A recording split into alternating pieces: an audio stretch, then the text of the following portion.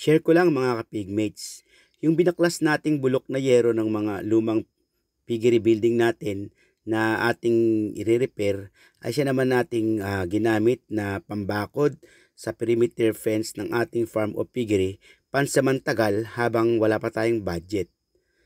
Alam nyo ba na ang perimeter fence ang tinatawag na first line of defense ng biosecurity?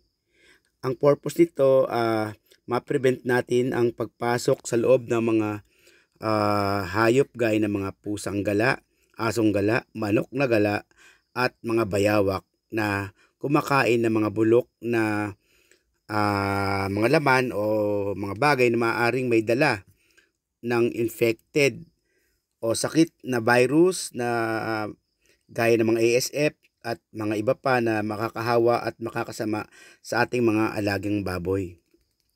So, isa po itong sa mga protocol sa paggawa ng sarili nating biosecurity sa ating mga piggery. Kahit po backyard, mahalagang meron tayong perimeter fence para hindi po makalapit ang sino man, kahit po ang mga taong di naman dapat pumunta doon.